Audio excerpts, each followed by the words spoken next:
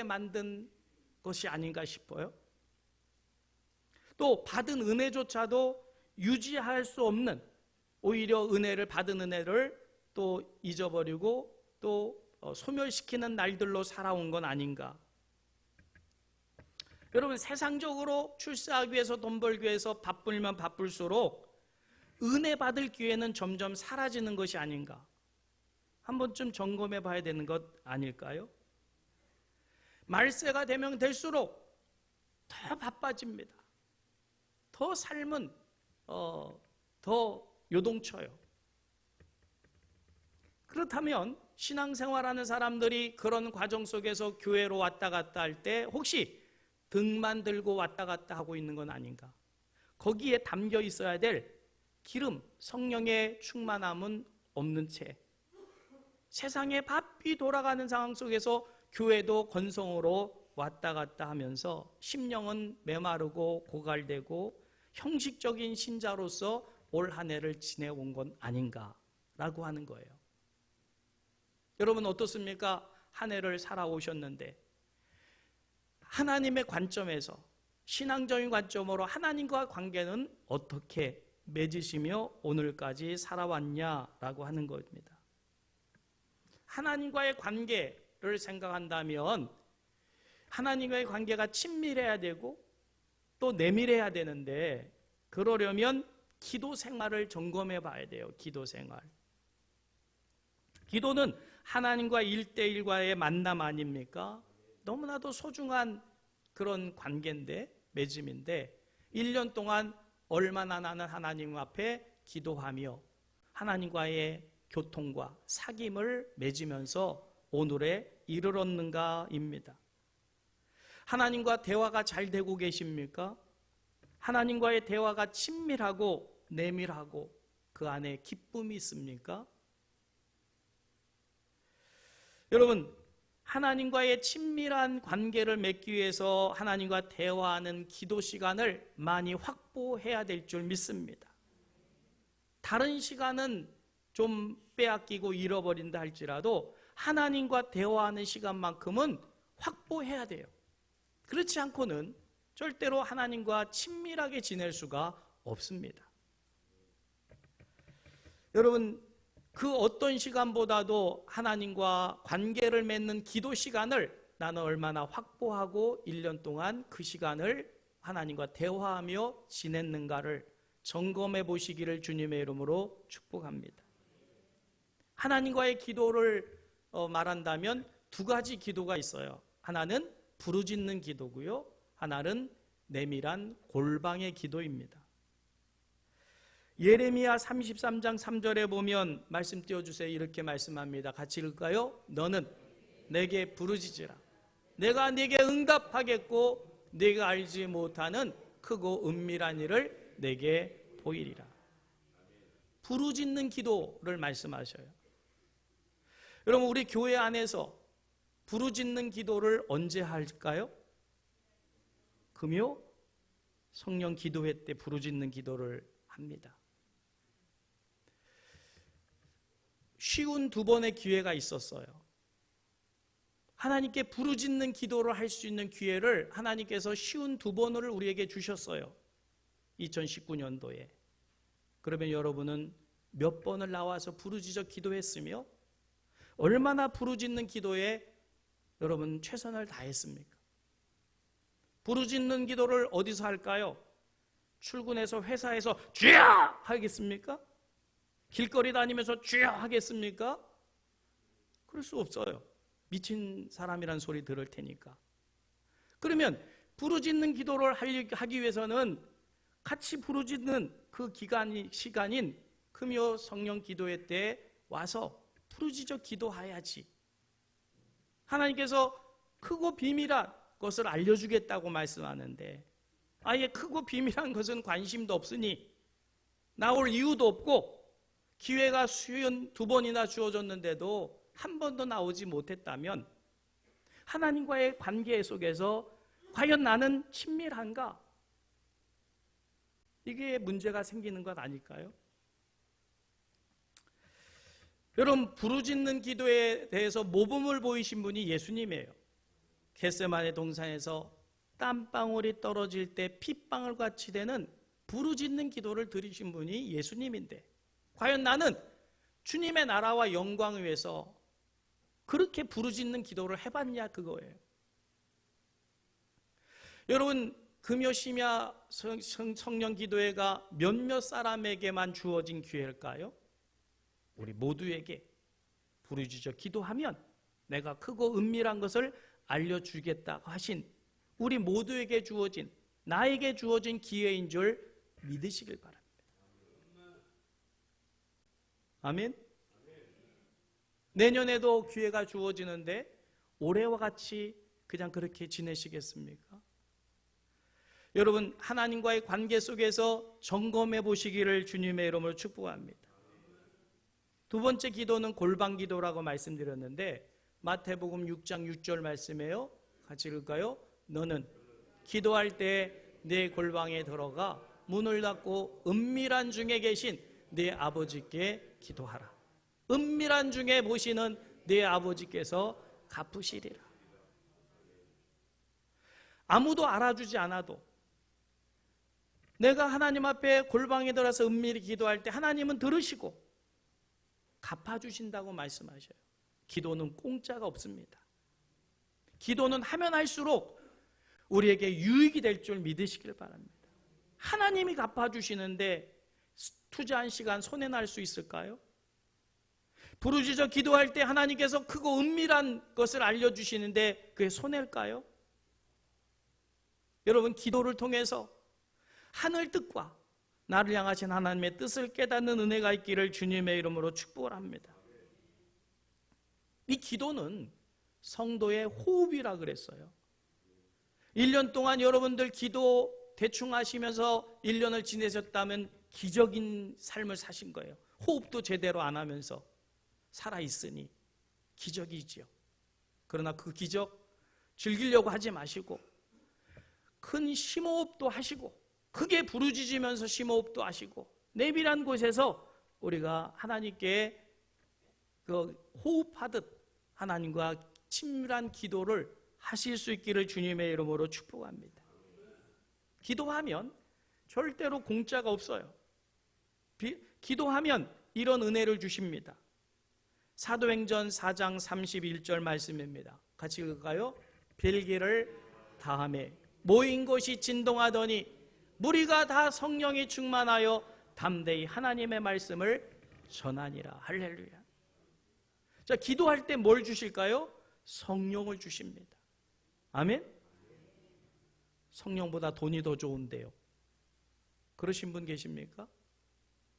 여러분, 가장 좋은 게 성령 하나님이신 줄 믿으시길 바랍니다. 그 성령 하나님이 임해야만 내가 어떤 상황에 처했을지라도 기쁘고 우리가 그 어떤 상황도 이겨낼 수 있는 힘이 성령 하나님이 주시는 것이지, 세상 것으로 우리가 세상을 이길 수가 없기 때문에 성령의 충만함을 허락하시는 분이신 줄 믿으시길 바랍니다.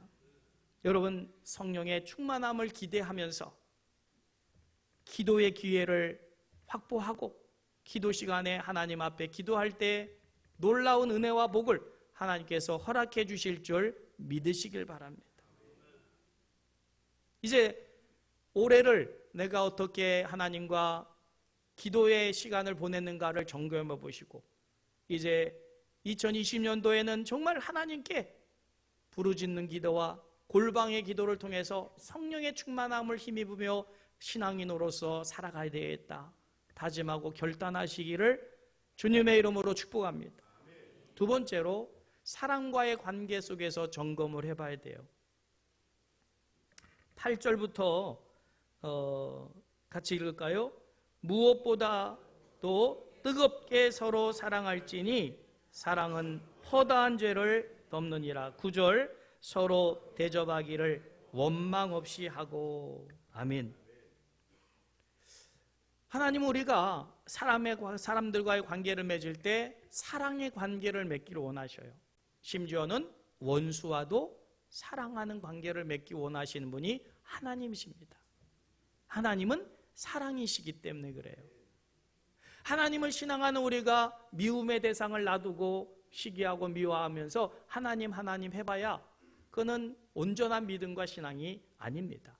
그런 대상이 있을지라도 하나님이 원수까지라도 사랑하라 하셨으니 그를 사랑하려고 힘쓰고 애쓰는 것이 신앙인 줄 믿으시길 바랍니다. 그래야 하나님의 사랑이신 하나님을 닮아가는 것 아닐까요? 여러분, 그러면 사랑이 뭡니까? 사랑의 최고는 용서예요. 누구까지 용서하는 걸까요? 원수까지라도. 사랑은 이해하는 것이고 사랑은 용서하는 거예요. 그럼 나는 1년 동안 수많은 사람들을 만났는데 그 만나는 사람들과의 관계 속에서 난 얼마나 상대를 이해했으며 용서했는가를 점검해 봐야 돼요.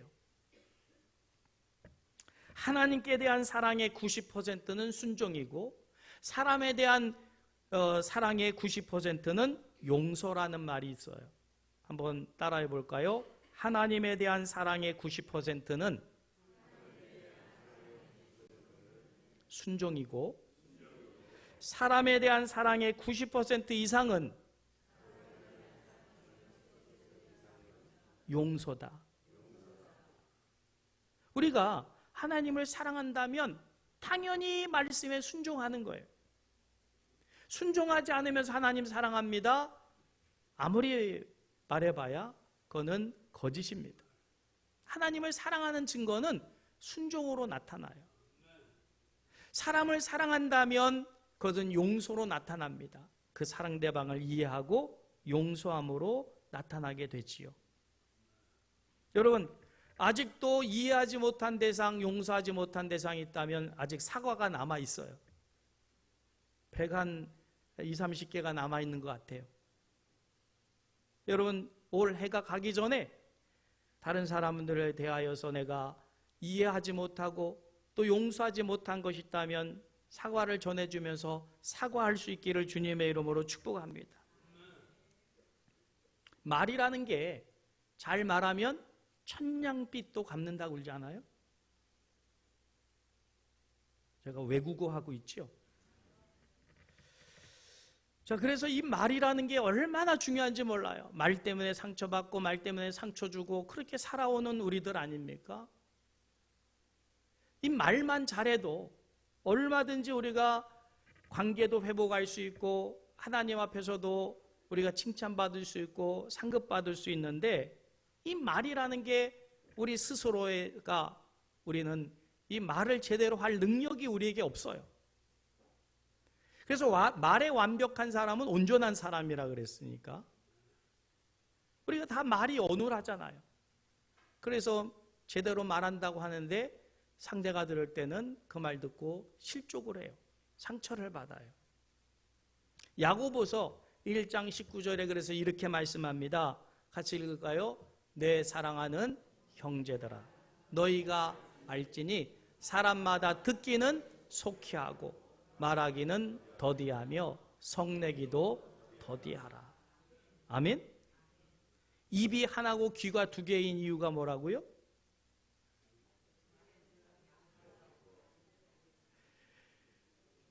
말은 적게 하고 듣기는 많이 하게 하기 위해서 입을 하나로 만드시고 귀를 두 개로 만들어 주신 것 아닐까요?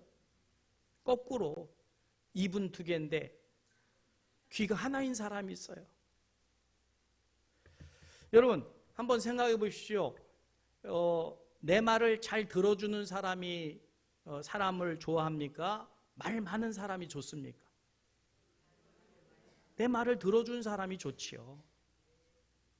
그러니 말을 많이 들어주고 말은 적게 하는 게 지혜인 줄 믿으시길 바랍니다. 왜냐하면 내 말 자체가 온전하지 않아요. 나는 온전하다고, 나는 올바르다고, 나는 옳은 말 한다고 하는데 그 말이 오히려 상처가 되고 관계를 깨트리고 하나님의 영광을 가리기 때문에 그렇습니다. 잠언 10장 19절 말씀입니다. 같이 읽을까요? 말이 많으면 허물을 면하기 어려우나 그 입술을 제어하는 자는 지혜가 있느니라. 인간관계에 제일 문제가 쉽게 생기는 게 말 때문입니다. 여러분, 우리 하늘과 땅의 다리가 되는 성도 여러분들은 말에 지혜가 있기를 주님의 이름 축복합니다. 말이 맛이 있어야 돼요. 저도 제 말에 맛이 있다고 감히 얘기를 못합니다만은 말이 맛이 있어야 돼요. 여러분, 음식이 맛이 있으려면 뭐가 맞아야 돼요? 간이 맞아야죠. 간을 맞추는데 제일 많이 쓰는 그게 뭐지요? 소금입니다. 말도 마찬가지라고 그랬어요. 골로새서 4장 6절입니다. 같이 읽을까요? 너희 말을 항상 은혜 가운데서 소금으로 맛을 냄과 같이 하라. 그리하면 각 사람이 마땅히 대답할 것을 알리라 그랬어요. 내가 생각나는 대로 말을 뱉지 말고 이 말을 어떻게 하면 맛있게 할 수 있을까?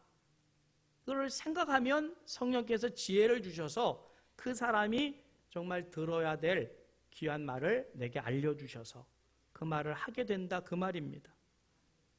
여러분, 이런 말을 잘 하게 되면 관계가 회복되고 관계가 사랑의 관계로 더 좋은 관계가 될 줄 믿으시길 주님의 이름으로 축복합니다. 좋은 말, 유순한 말, 상대를 배려하는 말을 통해서 사람과의 관계를 정말 원수 맺는 관계까지도 풀어서 사랑하는 관계를 만들어가는 우리 모두 되시기를 주님의 이름으로 축복합니다. 세 번째로 맡겨주신 일, 즉 사명에 대하여 점검해 봐야 돼요. 10절부터 같이 읽겠습니다. 각각 은사를 받은 대로 하나님의 여러 가지 은혜를 맡은 선한 청지기 같이 서로 봉사하라. 만일 누가 말하려면 하나님의 말씀을 하는 것 같이 하고 누가 봉사하려면 하나님이 공급하시는 힘으로 하는 것 같이 하라. 이는 범사의 예수 그리스도로 말미암아 하나님이 영광을 받으시게 하려 함이니 그에게 영광과 권능이 세세 무궁토록 있느니라. 아멘. 여러분, 우리가 하나님과의 관계를 잘 맺고 사랑과의 관계를 잘 맺고 맡겨진 일을 잘 감당하면 그게 하나님의 영광을 나타내는 어마어마한 귀한 일이 되는 줄 믿으시길 바랍니다. 여러분, 교회 그러면 교회에서 가장 많이 이루어지는 게 봉사입니다. 봉사, 디아코니아, 그리고 영성, 스피리처, 아무튼 그런데 이 영성이 필요한데 봉사를 해요. 봉사는 뭡니까? 대가 없이 그냥 하는 게 봉사지요. 교회에서 교역자 외에는 100% 다 봉사직입니다. 그래서 뭘 대가를 안 받으시고 여러분들이 봉사를 하잖아요. 이게 얼마나 귀한 것인가 깨닫는 은혜가 있기를 주님의 이름으로 축복합니다. 교회는 거의 봉사로 이루어져요. 자, 그런데 이 봉사를 하는데 하고 싶은 대로 하는 것보다 하나님이 은사를 주신 그 은사를 따라 봉사하는 게 지혜입니다. 하나님은 봉사하게 하시기 위해서 은사를 각자에게 주셨어요. 그래서 오늘 본문 말씀에도 뭐라고 말씀합니까? 10절에 각각 은사를 받은 대로 하고 그랬어요. 받은 대로. 은사를 받아서 하시길 바랍니다.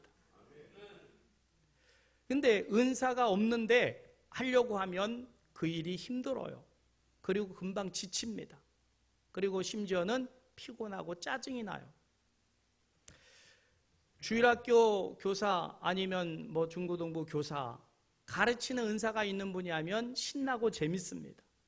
기뻐요. 성가대 은사가 있는 분이 하면 이게 찬양을 들을 때 그 은혜도 받고 기뻐요. 근데 은사가 없는 분이 있어요. 콩나물 대가리도 모르지. 박자, 음정 잘 못 맞추지. 근데 그분이 하게 되면 아마 지휘자가 계속 지적을 할 거예요. 그렇게 하지 말라고. 그러면 들을 때 기분 나쁠 수도 있고 또 같이 찬양할 때 하모니를 이루지 못하니 또 피해를 줄 수도 있고, 여러분 그 노래를 잘할 수 있는 게 은사인 줄 믿으시길 바랍니다. 은사를 받은 사람들이 그 은사를 따라서 성가대로 봉사를 하면 할수록 기쁘고 하나님의 큰 은혜가 넘치게 될 줄 믿으시길 바랍니다. 자, 그래서 은사를 받은 대로 해야 되는데 교회 안에 어마어마하게 많은 일이 있어요. 기도도 은사입니다. 전도도 은사입니다. 가르침도, 격려와 위로도, 영적 분별력도, 예언도, 믿음도, 헌금을 드림도, 또 대접하는 것도, 섬기는 것도, 목양도, 행정도, 그리고 창조적인 능력도 다 은사예요. 모든 게 다 하나님께로부터 공급된 은사로 감당해야 그것이 하나님의 영광을 나타내고 나도 기쁘고 다른 사람도 유익하게 하는 줄 믿으시길 주님의 이름으로 축복합니다. 절대로 봉사를 나를 드러내기 위해서 해서는 안 돼요. 어떤 분은 봉사를 꼭 하고는 저한테 와서 점검을 받아요. 목사님 제가 이렇게 했는데 한번 와 봐주세요. 그러면서 칭찬을 자꾸 받으려고 그래요. 자기를 나타내기 위해서가 아니라 그리스도의 몸을 세우기 위함으로 봉사를 해야 되는 줄 믿으시길 바랍니다. 에베소서 4장 11절에서 12절 말씀입니다. 같이 읽을까요? 그가 어떤 사람은 사도로, 어떤 사람은 선지자로, 어떤 사람은 복음 전하는 자로, 어떤 사람은 목사와 교사로 삼으셨으니 이는 성도를 온전하게 하여 봉사의 일을 하게 하며 그리스도의 몸을 세우려 하심이라. 아멘. 여러분, 우리가 봉사함으로 하늘과 땅의 다리가 되는 교회가 든든히 세워진다는 게 얼마나 복되고 이게 영광스러운 하늘에 상급받는 일인가를 깨닫기를 주님의 이름으로 축복합니다. 그래서 이 일을 할 때에, 하고자 할 때에 은사도 구해야 되고요. 누가 봉사하려면 누가 공급하는 힘으로 하라고요? 하나님이 공급하시는 힘으로 하는 것 같이 하라. 즉 하나님이 하는 것처럼 하라 그 말이에요. 사람이 하는 것처럼 하지 말고, 하는 사람 기분 따라 하지 말고, 하나님이 성도를 온전케 하며 교회를 세우시고자 하는 그 마음으로 봉사를 할 때 그 봉사가 우리 모두를 유익하게 하는 하나님의 영광을 나타내는 봉사가 되는 줄 믿으시길 바랍니다. 마리아와 마르다가 있었지요. 예수님이 찾아오셨습니다. 마리아는 예수님의 말씀에 귀를 기울이라고, 마르다는 언니로서 예수님이 손님이니까 음식을 대접하려고 바빴습니다. 분주했습니다. 문제는 분주한 가운데 화가 났어요. 아니 나는 이렇게 예수님 대접하느라고 열심히 이리 뛰고 저리 뛰는데 동생은 예수님 발 앞에 앉아가지고 말씀 듣고 대화가 하고 있는 게 질투가 났다 그 말이에요. 왜 그렇게 됐을까요? 그 마음에 성령이 임재를 하지 않았어요. 여러분, 마르다처럼 교회를 일을 봉사하다가 마르다처럼 시험 드는 분들이 있더라고요. 절대로 그래서는 안 됩니다. 여러분, 내 힘으로 하는 게 아니라 성령이 주시는 힘, 하나님이 공급하시는 힘으로 감당할 때 그것이 모두를 유익하게 하고 기쁘게 하는 그런 봉사가 되는 줄 믿으시기를 주님의 이름으로 축복하면서, 여러분 지나온 과거를 바꿀 수는 없어요. 이제 다가오는 2020년도에는 점검의 본대로 정말 잘 함으로 착하고 충성된 종아 잘하였도다 칭찬받는 우리 하늘과 땅의 다리가 되는 교회 성도 여러분 되시기를 주님의 이름으로 축복합니다.